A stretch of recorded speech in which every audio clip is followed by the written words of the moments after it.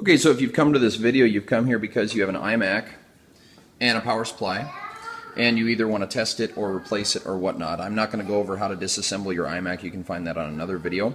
I'm basically going to go over the testing of the power supply. These power supplies are about $140 is the going rate, and so it's kind of nice to get an idea of whether you should be replacing it.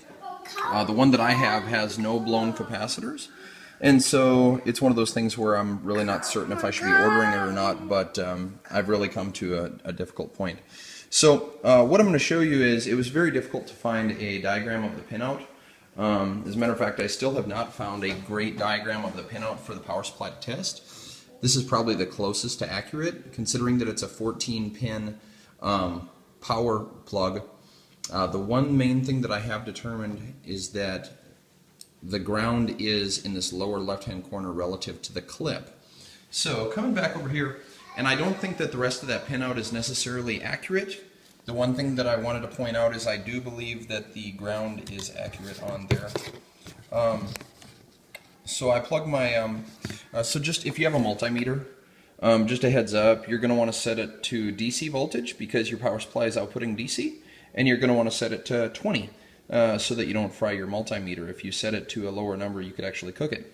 So anyway, once you have your multimeter, I'm going to try and get this all on camera. It's not going to be the easiest. You're going to get your ground going into that bottom left pin relative to your clip, and then you're going to start inserting your your positive on your multimeter into the various holes.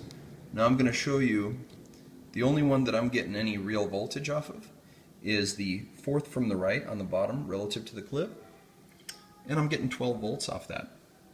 Now if you look on the power supply itself, it has listed that it's supposed to be outputting 12 volts in various locations, and I don't get 12 volts at any other location. So I do believe it's wrong. I do believe that the power supply has failed, but don't take that for certain.